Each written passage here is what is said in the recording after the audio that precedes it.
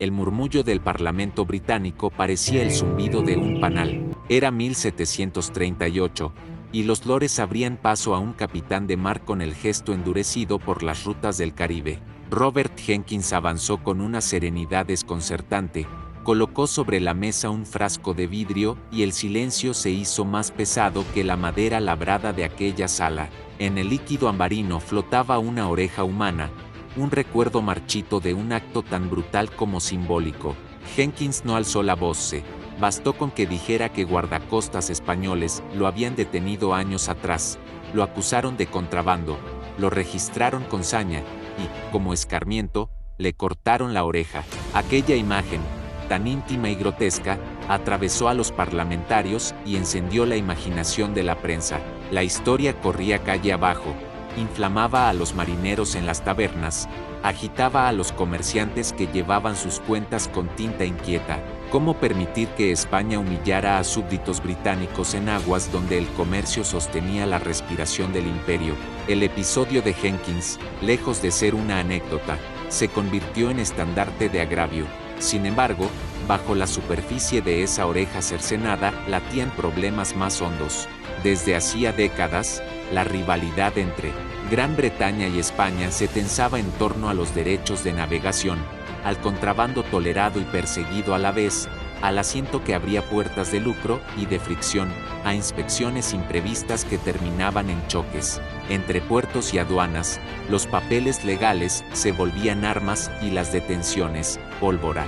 En aquella cámara londinense no solo estaba Jenkins, también se hallaban, sin invitación, los mapas del Caribe, los rumores de haberes perdidos, la ambición de comerciantes que deseaban rutas más libres, y políticos que olían oportunidad en la indignación popular.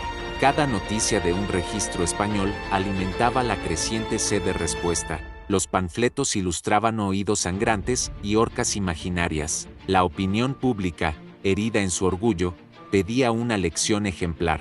En España, la versión era distinta. Los guardacostas, insistían, cumplían con su deber frente a un contrabando rampante que vaciaba la legalidad como un casco agujereado. Cada abordaje era una defensa del orden imperial, cada confiscación, el intento de sostener reglas que la geografía tropical volvía difíciles. Pero en Londres, donde la distancia convertía los matices en sombras, el relato se endurecía, honor mancillado, comercio obstaculizado, bandera insultada. Así, la oreja de Jenkins se convirtió en máscara y espejo, ocultaba complejidades y reflejaba resentimientos. La maquinaria política comenzó a moverse con un ritmo que no era ya diplomático, sino de tambor de marcha. Se convocaron sesiones, se escucharon testimonios, se recitaron balances de pérdidas y se cruzaron miradas entre banqueros, almirantes y ministros. En los muelles, los cascos se calafateaban. En los astilleros, los mástiles temblaban de impaciencia. Se hablaba de Portobelo, de La Habana, de Cartagena. Se hacía inventario de pólvora, jarcia y pertrechos. Se pasaba revista a lo que la fiebre y el gusano podían arrancar a las tripulaciones antes de que lo hiciera el enemigo. Y, sin embargo, lo que más ardía era la promesa de un desagravio, no solo castigar una afrenta, sino inclinar la balanza del comercio atlántico.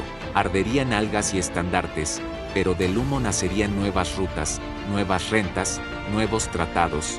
Jenkins, convertido en símbolo, continuó siendo un hombre.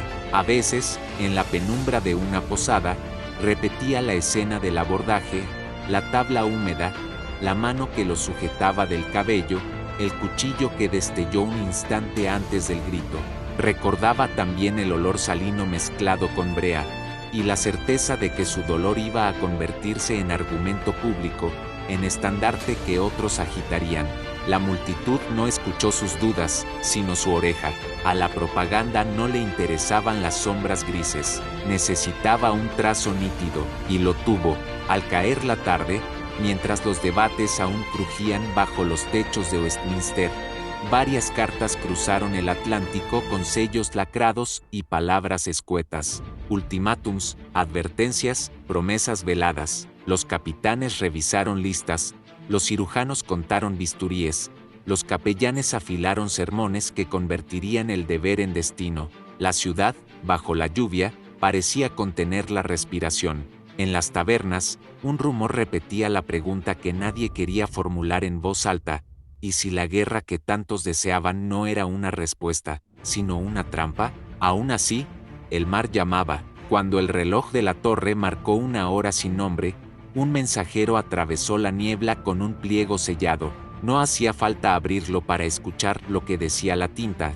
El conflicto se acercaba como tormenta en mar abierto. El Caribe, con sus bahías de esmeralda y sus fiebres invisibles, esperaba.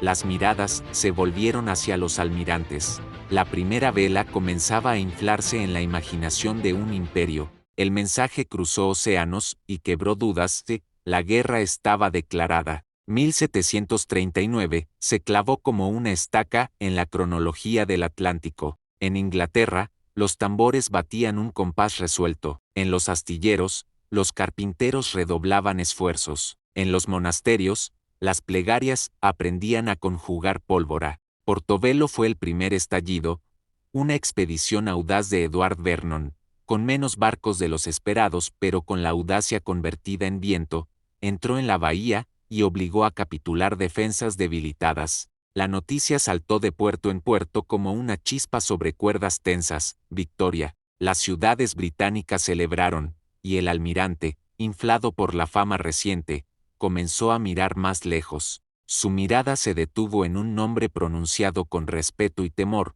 Cartagena de Indias. Cartagena no era solo un puerto, era una muralla de piedra, fango y voluntad, una llave tallada para abrir o cerrar el Caribe. Allí aguardaba Blas de Leso, mutilado por campañas anteriores, una pierna menos, un ojo apagado, apenas un brazo útil, pero su cabeza era un astillero de estrategias. Supo leer el orgullo inglés mejor que los planes de navegación.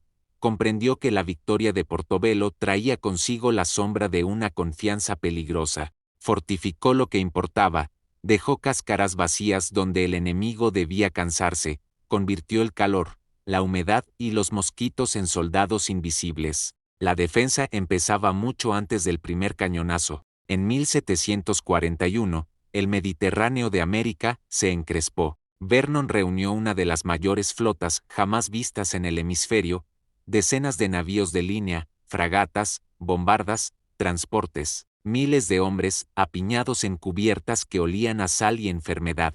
Los mapas se iluminaban con rutas y sondas. Las órdenes recorrían cubiertas con pasos calculados. La ciudad amurallada, quieta como un animal que finge dormir, aguardaba. La primera andanada sacudió las murallas. Las campanas repicaron con más miedo que fe. La población se recogió en templos, y los soldados españoles tensaron sus mosquetes como si fueran arcos. Los días se convirtieron en un rosario de fuego. Las baterías navales británicas intentaron romper los puntos clave, mientras escuadras desembarcaban para abrir brechas. La disentería y la malaria mordían sin descanso. Los oficiales de Vernon anotaban cifras, y más cifras. Cada parte era una suma roja. Blas de Leso, en cambio, administraba reservas con tacañería, elegía el momento preciso para contraatacar, y se retiraba un paso solo para obligar al enemigo a exponerse dos. La lluvia tropical empañaba la pólvora, la noche ofrecía puertas falsas y emboscadas. La ciudad parecía rendirse y, sin embargo, se negaba a caer. Vernon, seguro de una victoria que la celebridad ya le había dictado, mandó acuñar medallas conmemorativas. En ellas, un Blas de Leso diminuto y suplicante se rendía ante un almirante victorioso. Pero el metal no detiene los mosquitos, ni seca la fiebre, ni empuja navíos embarrancados. La logística crujía, los suministros menguaban, y los heridos ocupaban más espacio que las esperanzas. Las cartas enviadas a Londres pedían refuerzos que el tiempo y la política mantenían en promesas. La mar, antes aliada, se volvió un espejo que devolvía un rostro demacrado. En los baluartes, los artilleros españoles, cubiertos de hollín, rezaban entre disparo y disparo. La población civil, agotada, llevaba agua,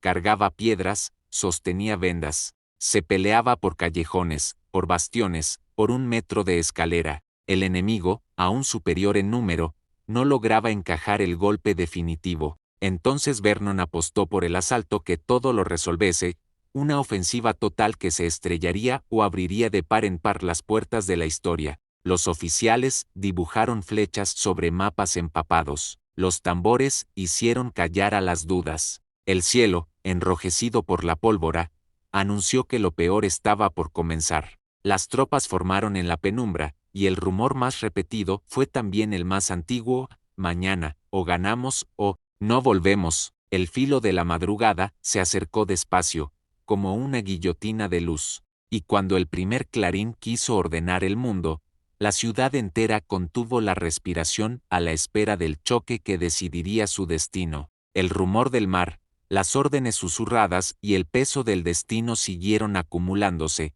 como si cada respiro convocara a la siguiente escena. El rumor del mar, las órdenes susurradas y el peso del destino siguieron acumulándose, como si cada respiro convocara a la siguiente escena. La madrugada rompió el último hilo de paciencia. Las columnas británicas, encorvadas por la humedad y la fatiga, avanzaron sobre posiciones que creían debilitadas. Blas de Leso, que había estudiado cada ángulo, había mandado colocar obstáculos invisibles en la noche, trincheras disimuladas, estacas, campos de tiro cruzado, artillería muda que de pronto encendió gargantas de fuego. El asalto chocó contra una geometría implacable. Las escaleras que parecían conducir a la cima llevaban, en realidad, a callejones de muerte. Los oficiales gritaban órdenes que se disolvían en el humo. Los tambores perdían compás. Las banderas buscaban aire y encontraban metralla. Lo que siguió fue una retirada lenta y amarga. Las barcazas, sobrecargadas de heridos, se alejaban de las playas como sombras derrotadas. La fiebre, el hambre y la decepción viajaban ahora como polizones a bordo. Vernon, que había llegado con medallas acuñadas antes de tiempo, comprendió que Cartagena no sería un nombre grabado para su gloria, sino para su vergüenza. La flota, mermada y humillada, puso proa al norte. Blas de Leso, sin embargo, no celebró a lo grandioso, sabía lo que costaba resistir. Su cuerpo, castigado por antiguas heridas, se cobró el precio. Moriría poco después, sin honores desbordantes, con la discreción de los que cumplen sin reclamar. La guerra no terminó en Cartagena, continuó como una cadena de ecos. En el Atlántico, convoyes escoltados por fragatas veían en cada vela lejana la amenaza de un abordaje. En las costas americanas, fortalezas reparadas con prisa esperaban la próxima sacudida. En Europa, diplomáticos agregaban palabras a tratados que eran mapas en suspense. España y Gran Bretaña intercambiaron golpes, pérdidas, cartas y reproches. El comercio aprendió a calcular riesgos con nuevos decimales. Las familias contaron a sus ausentes con un cuidado que parecía una oración, y en los puertos se acostumbraron a leer listas de nombres como si fueran pronósticos del clima. Cuando el Tratado de Aquisgrán llegó en 1748, el silencio fue la primera reacción. No había héroes totales ni derrotados absolutos. Había cálculos, concesiones y un cansancio que sabía tanto como la experiencia. La guerra de la oreja de Jenkins, que había empezado con un símbolo grotesco y contundente, terminó con una firma sobria y una sensación agridulce. En Londres, la prensa buscó culpables. En Madrid, el orgullo herido y el alivio respiraron al mismo tiempo. El mundo no cambió de un día para el otro, pero las lecciones quedaron como marcas en madera vieja: subestimar al enemigo, confiarse del clima, olvidar que la logística es un ejército silencioso. Quien leyera bien aquella campaña entendería algo simple y feroz, que el prestigio se gana a cuentagotas y se pierde en avalanchas. Y sin embargo, la historia guarda su ironía. La oreja de Jenkins, el objeto que había servido de estandarte, se desvaneció como reliquia en la bruma del tiempo. Lo que perduró con más fuerza fue la silueta de un mutilado defendiendo una ciudad napada,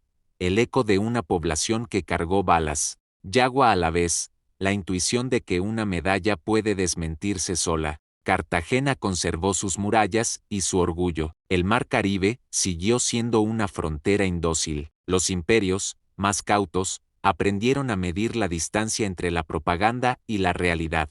Y cada vez que alguien pregunta si una oreja puede iniciar una guerra, las piedras calientes de aquella ciudad recuerdan que los símbolos, cuando encuentran el momento, son capaces de incendiar el mundo. Así concluye la historia, con un clímax de fuego y barro, con un desenlace que no borra el dolor pero deja una certeza: las guerras nacen de agravios, de intereses y de relatos. La de Jenkins nació de los tres, y su legado, aunque se escriba en tratados y crónicas, permanece vivo en la memoria de quienes sobrevivieron para contarlo, y en la sombra de aquellos que no regresaron del mar.